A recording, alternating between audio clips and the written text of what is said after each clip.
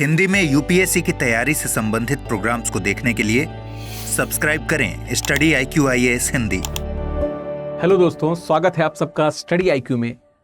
दोस्तों, एक प्रश्न अक्सर मुझसे स्टूडेंट्स पूछते हैं कि सर कविता क्या है। मुझे याद है कि मैं लाइव क्लास ले रहा था और बहुत पहले की बात है, ऑफलाइन क्लास थी और उसमें एक बच्चे ने पूछा सर कहानी क्या है। मैंने कहानी के बहुत सारे आयाम बताए और फिर उसको आपको स्टडी IQ के माध्यम से विभिन्न चैनलों पे आपने पढ़ा भी, देखा भी, आप उसको सराहा भी।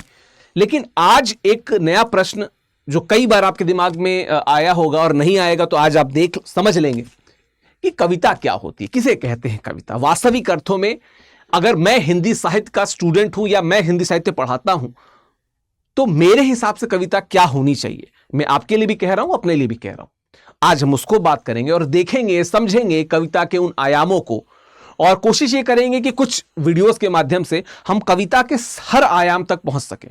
एक वीडियो में सबको कवर कर पाना मुमकिन नहीं है, पर कोशिश ये करेंगे कि इसको एक लॉन्गर वर्जन में अच्छे से कवर किया जा सके। ठीक है, तो आप सबका बहुत बहुत स्वागत है स्टडी IQ में। मेरा नाम है विकास, हिंदी साहित्य वैकल्पिक विषय की कक्षाएं लेता हूं। हिंदी साहित्य वैकल्पिक विषय का जो नया बैच है वो 6 नवंबर से, ठीक है, 6 नवंबर से शुरू हो रहा है। ठीक है, ये हमारा नवंबर का जो बैच है ये बैच नंबर 9 है। नवंबर का जो हमारा बैच है ये बैच नंबर 9 है। अगर आपको इससे जुड़ना है तो आप विकास लाइव कोड का प्रयोग करके studyIQ.com पे जाके आप इस कोड का प्रयोग कर सकते हैं। लास्ट में अपना टेलीग्राम चैनल का लिंक भी दे दूंगा, @official विकास करके, उसको स्कैन करके भी आप उससे जुड़ सकते हैं। बाकी अभी मैं थोड़ी देर में बता भी दूंगा कि वेबसाइट पे जाके, क्योंकि ये जो ऑप्शन है कि आप वेबसाइट पे जाके यहाँ पे ऑप्शनल कोर्सेज पे जाके जब आप हिंदी लिटरेचर पे जाएंगे, डिटेल में भी मैं बता दूंगा क्लास के बाद में, यहाँ पे आके आप जब आप यहाँ पे आ गए, यहाँ पे आपने क्लिक किया, ठीक है, और यहाँ पे बाई नाउ पे जाके ऐड कोड पे आके आपको यहाँ पे कोड कौन सा इस्तेमाल करना है, विकास लाइव कोड का इस्तेमाल करना है। ठीक है, यहाँ देखिए विकास लाइव है, इसको अप्लाई कर दिया तो ये मात्र 12,499 रुपये में हो जाएगा। इसके बारे में हम बताते हैं आपको। बैच नंबर 9 जो है, जो 6 नवंबर से हिंदी साहित्य का शुरू हो रहा है, उसके बारे में बताऊंगा। पर आते हैं मुद्दे पे पहले कि कविता क्या है। ठीक है, कविता क्या है। देखिए, अगर धूमिल के शब्दों में कहा जाए, बाकायदा उन्होंने कविता भी लिखी हुई है, धूमिल के शब्दों में अगर कहा जाए तो क्या है, कविता भाषा में आदमी होने की तमीज है। कविता भाषा में आदमी होने की तमीज है। माफ कीजिएगा, थोड़ा सा इसको बड़ा कर देता हूं। कविता क्या है, भाषा में आदमी होने की तमीज है। आपके पास भाषा है और आप मनुष्य नहीं है, और मनुष्य की परिभाषा को मैंने कई बार, कई जगहों पे, कई प्लेटफॉर्म्स पे समझाया है कि भाषा क्या है।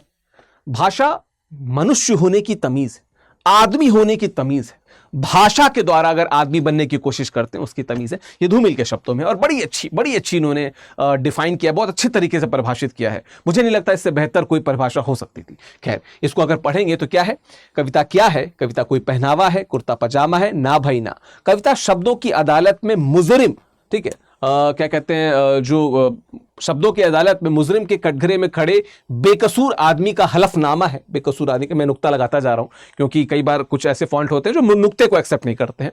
तो हलफनामा है। क्या व्यक्तित्व बनाने की, चरित्र चमकाने की, खाने कमाने की चीज है। क्या व्यक्तित्व बनाने की, चरित्र चमकाने की, खाने कमाने की चीज है। ना भाई ना, कविता भाषा में आदमी होने की तमीज है। कविता भाषा में आदमी होने की तमीज है। और ये सुदामा पांडे धूमिल की पंक्तियां हैं और बताती हैं कि वास्तविकता में एक कवि जब डिफाइन करता है तो बहुत अच्छे से बता देता है कि कविता क्या है। आपने बहुत सारी अच्छी कविताओं को, आपने दिनकर की रश्मि रथी, कुरुक्षेत्र आपके सिलेबस में है यूपीएससी के, आपने वो पढ़ा होगा। आपने कामायनी पढ़ी होगी जहां पे कामदेव की पुत्री जो श्रद्धा है उनकी कहानी है। आपने इन सारे, राम की शक्ति पूजा, कुकुरमुत्ता, ठीक है, असाध्य वीणा, अंधेरे में, बहुत सारी कविताओं को पढ़ के आपने विभिन्न कवियों के दिल को समझा होगा, उनके विचारों को समझा होगा, उनके दर्शन को समझा होगा। यहां पे भी एक कवि है जो कविता के बारे में बता रहा है, और इससे बेहतर क्या। इसलिए मैं कहता हूं कि कविता जो होती है ना, जब आप कविता लिखने पे, पढ़ने पे, समझने पे आ जाते हैं तो लगता है यार कि यही दिन है, यही दुनिया है, और इसी में रह जाएं तो कितना अच्छा है। ठीक, तो यह है कविता के बारे में। आगे पढ़ते हैं। अगर कविता कैसे पढ़ें, किस प्रकार से कविता को पढ़ें, अगर हम इसमें आए तो क्या है, प्रत्येक मनुष्य क्या है, अपने अनुभव को अभिव्यक्त करने का प्रयास करता है। जो उनके जिंदगी के अनुभव होते हैं उनको कहीं ना कहीं वो अभिव्यक्त करने का प्रयास करते हैं। ठीक है, विविध प्रकार से, जैसे गुनगुना कर, रंगों के द्वारा, चित्रों के माध्यम से, इशारे के द्वारा, अभिनय के द्वारा। हम सबको पता है, हम गाने गुनगुनाते हैं, हम चित्र बनाते हैं, हम नाटक करते हैं, हम नाटक देखते हैं, लिखते हैं, पढ़ते हैं, बुनते हैं, ये सारी चीजें करते हैं। तो ये सारी चीजें हैं। कविता हमारे जीवन की एक प्रमुख आवश्यकता है। गीत, गजल, फिल्मी धुन, नज़में, जो नज़म, शेर आदि कविता के भाग अलग अलग तरीके से, ठीक है, कि हिमाद्रि तुंग सिंह से प्रबुद्ध शुद्ध भारती, स्वयं प्रभा समुज्ज्वला स्वतंत्रता पुकारती, अमर्त वीर पुत्रो दृढ़ प्रतिज्ञ सोच लो, प्रशस्त पुण्य पंथ है बढ़े चलो बढ़े चलो। या फिर शेर हो कि जब दुनिया का धन दौलत और शान यहीं रह जाएगा, मुट्ठी बांधे आए बंदा हाथ पसारे जाएगा। बहुत सारे शेर हैं, बहुत सारी चीजें हैं। वो भी हमको याद आता है कि आज फिर मक्तल में कातिल कह रहा है बार बार, आए वो शौके शहादत जिनके जिनके दिल में है, सरफरोशी की तमन्ना अब हमारे दिल में है, देखना है जोर कितना बाजुए कातिल में है। ये चीजें इसमें आपको देखने को मिलती हैं। तो कविता कैसे पढ़ें? कविता भाषा का एक ऐसा ही माध्यम है जिसके द्वारा भावनाएं व्यक्त की जाती हैं। आपने कामायनी पढ़ी, आपने राम की शक्ति पूजा पढ़ी, जहां पे सीधे पे न लिख के प्रतीकों के द्वारा अपनी बातों को कहने का साहस था कवि में। आपने भारत भारती पढ़ा होगा, जहां पे अतीत वर्तमान और भविष्य तीनों खंडों को समान रूप से प्रस्तुत किया गया मैथिली शरण गुप्त द्वारा। आपने कुरुक्षेत्र देखा होगा, आपने राम रश्मिरथी पढ़ी होगी। ठीक है। अतुलित यश क्रेता कौन हुआ, भूखंड विजेता कौन हुआ, जिसने न कभी विश्राम किया, है ना। ये रश्मिरथी की जो पंक्तियां पढ़ने लगी तो फिर वीरस तो आ ही जाता है। ठीक है। तो वही बात है कि भावनाएं व्यक्त की जाती हैं कैसे। ठीक है। कविता में सौंदर्य तथा भावना की सहज अभिव्यक्ति होती है जो पाठक के मन में आसानी से छू लेती है। अब जब मैं सौंदर्य और भावना की बात कर रहा हूं तो आप कामायनी तो आपके नजरों के सामने से गुजर गई होगी। वहां पे जब श्रद्धा का वर्णन है, जब मनु श्रद्धा का वर्णन है, जब ईड़ा का वर्णन है, हालांकि ईड़ा में उतना सौंदर्य नहीं, लेकिन फिर भी हम कहते हैं कि जो श्रृंगार की बात करते हैं तो कहीं ना कहीं संयुक्त श्रृंगार आते आते रह जाता है वहां पे। लेकिन उसके पहले जब श्रद्धा और मनु के जीवन का वर्णन है तो कितना श्रृंगार दिखता है ना, वही चीजें यहाँ पे। ठीक है। कविता अधिक समय तक याद रहती है निश्चित तौर पे। मैं कितनी सारी कविताएं कंठस्थ हैं। इनफैक्ट जब हम लोग सुंदरकांड पढ़ते हैं तो शांतम शाश्वत प्रमेय मनघम निर्वाण शांतिपदम ब्रह्मा शंभु फणेन्द्र से विमृशम वेदांत वेदम विभुम, याद है सारी। आप गीता की बात करते हैं तो या यम वैदिका मंत्र दृशा पुराण इंद्र में मातृश्व निमाहु वेदांति नो निर्वचन में, बहुत सारी चीजें हैं। कराग्रे वसते लक्ष्मी, कर मध्य सरस्वती, कर मूले तो गोविंद, प्रभाते कर दर्शन, ऐसी सारी चीजें जो बचपन से सिखाई गई और याद हो गई। गद्य हम भूल गए, पद्य हमें याद है, कविताएं हमें याद है। लयात्मक होने के कारण इसे कहीं भी गुनगुनाया जा सकता है। अभी आपके सामने मैंने अलग अलग तरीके की कविताओं को, अलग अलग प्रकार के पद्यों को मैंने आपके सामने रखा। हमने तुलसी, कबीर, जायसी, बिहारी, सूरदास जैसे मध्यकालीन कवियों को भी देखा है। हमने उनसे पहले भी कविताओं की रचना होते देखा है। तो हमने एक पूरा इतिहास देखा है। और मैंने तो खैर हिंदी साहित्य के इतिहास और तमाम वीडियो के द्वारा मैंने इन सब चीज़ों को आपको पढ़ाया भी है। आप कोशिश कीजिएगा रिकॉल करने की कि आप इन कवियों की, जिनका मैंने नाम लिया, इनकी कौन सी कविताएं या पद्य रचनाएं आपको याद आ रही हैं। ठीक है। कविता कैसे पढ़ें?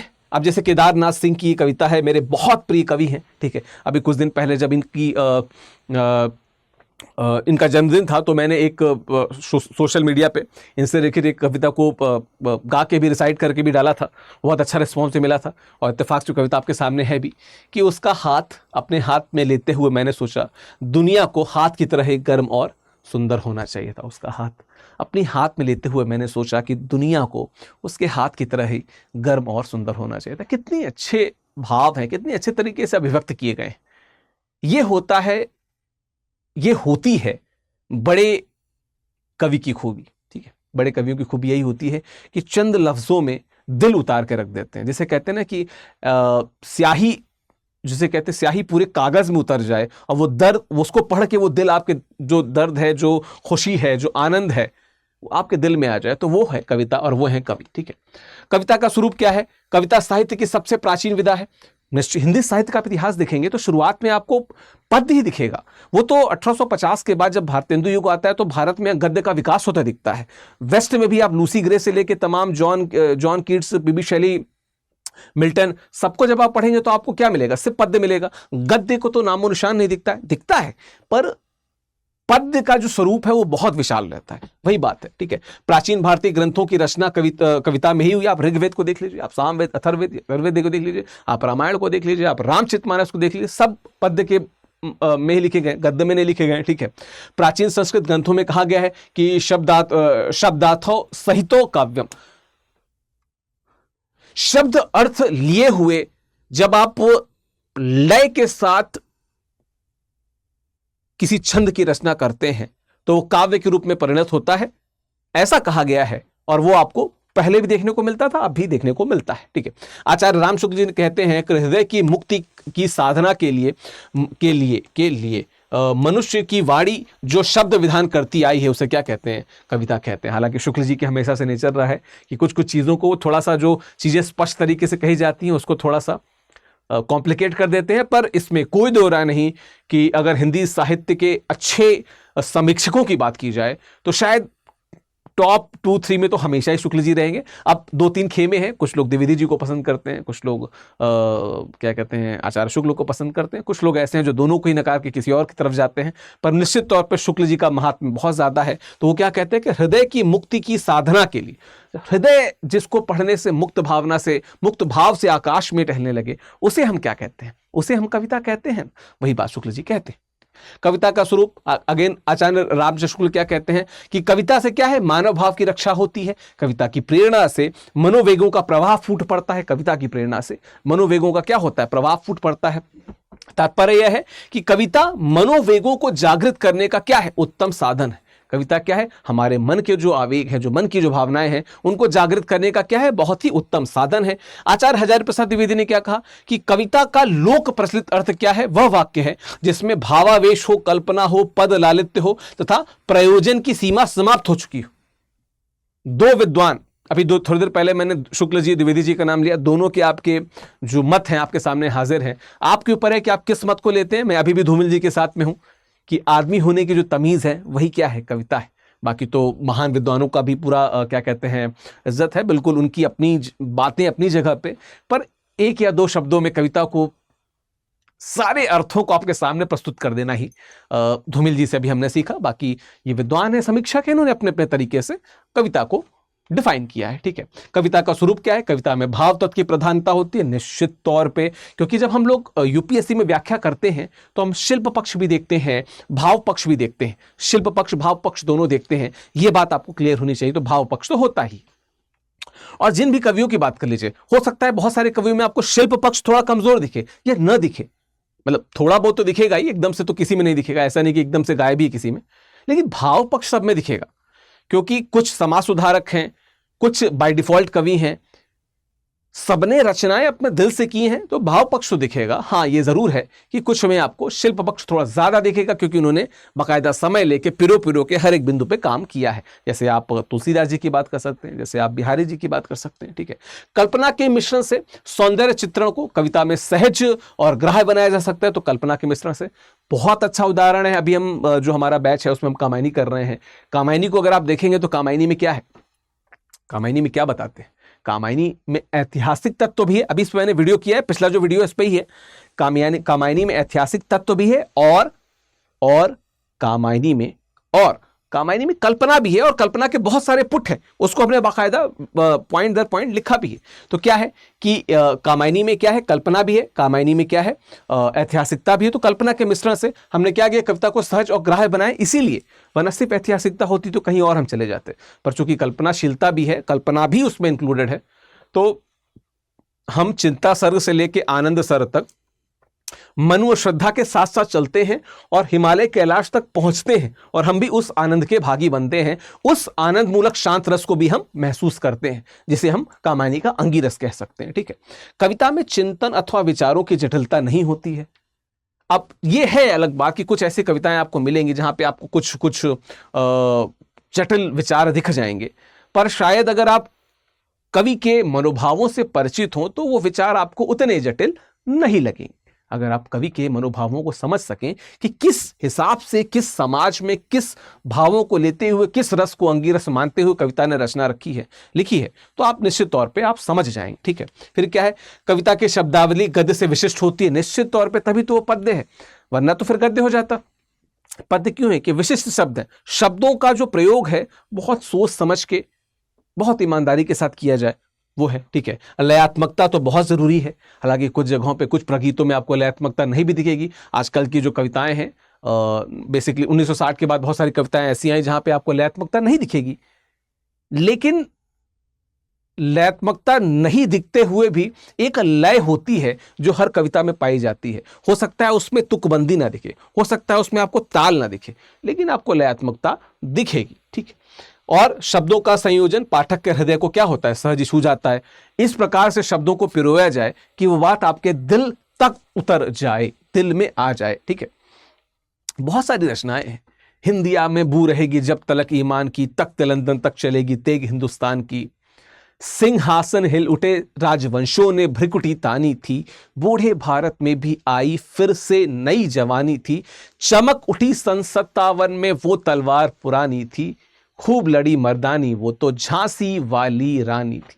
ठीक है, तो आप निश्चित तौर पे समझ सकते हैं कि हृदय को तो सहज ही छू ही जाता है। ठीक है, अब कविता का महत्व क्या है? देखिए, केदार सिंह की फिर से केदारनाथ सिंह की एक और रचना है कि फर्क पड़ता है केदार, तुमने जहां लिखा है प्यार वहां लिख दो सड़क, क्या फर्क पड़ता है? बस्ती में एक लड़की रस्सी से झूलते हुए पाई जाती है केदार, उसके प्रेमी ने कहा था फर्क नहीं पड़ता, यह मेरे युग का मुहावरा है क्या कि फर्क नहीं पड़ता, यह मेरे युग का मुहावरा है क्या कि फर्क नहीं पड़ता। ये इनकी जो कविता है ना, आप इसको अकेले में भी कभी पढ़िएगा, अंधेरे में नहीं, अकेले में पढ़िएगा, मतलब आपको इसके जो निहितार्थ हैं वो समझ में आएंगे, आपको समझ में आएगा कि वास्तविकता में कवि यानी कि केदारनाथ सिंह क्या कहना चाहते थे। ठीक है, अगर महत्व की बात की जाए तो आचार्य राम शुक्ल क्या कहते हैं? कविता की प्रेरणा से कार्य में क्या होता है? प्रवृत्ति बढ़ जाती है निश्चित तौर पे। ठीक है, प्राचीन काल में कविता मनोरंजन का साधन हुआ करती थी। मनोरंजन की चीज कैसे हो सकती है, अब इस पॉइंट पे बड़ा डिबेट हो जाता है। मनोरंजन का साधन क्यों नहीं हुआ करती थी? आज भी आप गाँव में देखिए, कोई भी त्योहार हो, अभी जैसे अभी फाल्गुन मास के समय आपको होली दिखेगी, अभी आपको दिवाली दिखेगी, हर समय गीत गाए जाते हैं। हम लोग चाहे हम लोग आरती गाते हैं, वो भी तो कविता ही है। ठीक है, शादी में सुहर गाए, शादी में जो गाने गाए जाते हैं, बच्चे के पैदा होने पर जो सुहर गाए जाते हैं, वो सभी क्या है? काव्य रूप है, हम उसको काव्य रूप में देखते हैं। ठीक है, अब कविता शब्द के गूढ़ अर्थ से अलग व्यंग और विरोध की व्यक्ति भी होती है। अब सुदामा पांडे जो प्रजातंत्र की बात करते हैं, सुदामा पांडे धूमिल की बात कर रहा हूं मैं। ठीक है, धूमिल की बात हो रहा हूं। क्या है कि न कोई प्रजा है न कोई तंत्र है, यह आदमी के खिलाफ आदमी का खुलासा क्या है? षड्यंत्र है। न कोई प्रजा है न कोई तंत्र है, यह आदमी के खिलाफ आदमी का षड्यंत्र है। आप प्रजातंत्र की परिभाषा में जाइए, लोगों का लोगों के द्वारा लोगों पे शासन। उसी प्रकार क्या है कि आदमी का आदमी के खिलाफ आदमी पे शासन क्या है? प्रजातंत्र। कितने सरल शब्दों में इन्होंने प्रजातंत्र का एक दूसरा पर्सपेक्टिव, जो कई बार हम क्रिटिकली सोचते हैं तो हमें भी दिखता है, वो किसने प्रस्तुत कर दिया? सुदामा पांडे धूमिल ने। ठीक है, तो अब तक क्या किया? जीवन क्या जिया? ज्यादा लिया दिया बहुत बहुत कम, मर गया देश और जीवित रह गए तुम। मुक्तिबोध, गजानन मानव मुक्तिबोध की कविता। आप मुझे बताइएगा कि इसका टाइटल क्या है और क्या ये यूपीएससी के सिलेबस में है, और अगर नहीं है तो क्या किसी स्टेट के सिलेबस में थी? दोनों चीजें मुझे बताइएगा। ठीक है, तो ये मुक्तिबोध की कविता है। आगे क्या है इसी के मुक्तिबोध की इसी कविता में? मेरा सिर गर्म है इसलिए गर्म है, सपनों में चलता है आलोचन, विचारों के चित्रों में अवली में चिंतन, निजत तो माफ है बेचैन, क्या करूं किससे कहूं, कहां जाऊं, दिल्ली या उज्जैन। मुक्तिबोध, अगेन गजानन माधव मुक्तिबोध। इनकी कौन सी कविता यूपीएससी के सिलेबस में मुझे बताइएगा। ठीक है, और यह भी मुझे बताइएगा कि हिंदी साहित्य की जब हम बात करते हैं तो आप हिंदी साहित्य में कविता के किस आयाम से बहुत प्रभावित होते हैं और कविता किस आयाम में आपको बहुत प्रभावित करती है। खैर, रामचंद्र शुक्ला की बात की जाए तो प्राय लोग कहते हैं कि कविता का अंतिम उद्देश्य क्या है? मनोरंजन है, पर मेरी समझ में मनोरंजन उसका अंतिम उद्देश्य नहीं है। ठीक है, कविता कम से कम शब्दों में जितनी सरल, सुघड़ तथा लयात्मक ढंग से अधिक बातें व्यक्त कर जाए उतना गद्य नहीं करती। है यहाँ पे आ जाते हैं। शुक्ल जी कहते हैं कि मनोरंजन नहीं है। शुक्ल के हिसाब से वो कुछ मूल्यों की बात करते हैं, कुछ मैसेज की बात करते हैं। अगर आपकी कविता एक अच्छा मैसेज नहीं दे पा रही है तो वास्तविक अर्थों में उसे शुक्ल जी कविता नहीं मानते। सिर्फ मनोरंजन न कवि का मर्म होना चाहिए, किंतु उद्देश्य का भी, उचित उद्देश्य का भी मर्म होना चाहिए। ये कई, अब ये बताइए कि ये किसकी पंक्ति है, यूपीएससी के सिलेबस में है या नहीं? ठीक है, मुझे बताइएगा। 1920-25 के आसपास लिखी गई थी क्या? बताइएगा कमेंट बॉक्स में। ठीक है, फिर क्या है? कविता कम से कम शब्दों में जितनी सरल, सुघड़ तथा लयात्मक ढंग से अधिक बातें व्यक्त कर जाती है उतना गद्य नहीं। यह हम उदाहरण देख चुके हैं। यहाँ पे हमने देखा ना, प्रजातंत्र को जो डिफाइन किया है यहाँ पे सुदामा पांडे धूमिल जी ने बहुत अच्छा से। ठीक है, खैर, तो रामचंद्र सिंह का ठीक है, किंतु कविता से मनोरंजन की वस्तु नहीं है। केवल मनोरंजन न कवि का कर्म होना चाहिए, उसमें उचित उपदेश का भी मर्म होना चाहिए। मैथिली शरण गुप्त, भारत भारती। ठीक है, वियोगी होगा पहला कवि, आ से उपजा होगा गान, निकल के आंखों से चुपचाप बही होगी कविता अनजान, सुमित्रानंदन पंत जी। यानी कि एक कवि जो द्विवेदी युग के और दूसरे कवि जो छायावादी युग के हैं, आपके सामने कविता के विभिन्न आयामों को प्रस्तुत कर रहे हैं। और यह हमें क्या सिखाता है? यह हमें सिखाता है कि कविता का उद्देश्य क्या है। कविता सिर्फ मनोरंजन के लिए लिखी जाए तो उसे कविता नहीं। कविता में क्या होना चाहिए? उचित उद्देश्य भी होना चाहिए, उपदेश भी होना चाहिए, ज्ञान भी होना चाहिए। ठीक है, बाकी आप कवि अगर हैं तो आप मुझे बताइएगा कि आपके लिए कविता लिखने की जो प्रेरणा है वो क्या है। जब आप कविता लिखते हैं तो क्या सोच के लिखते हैं।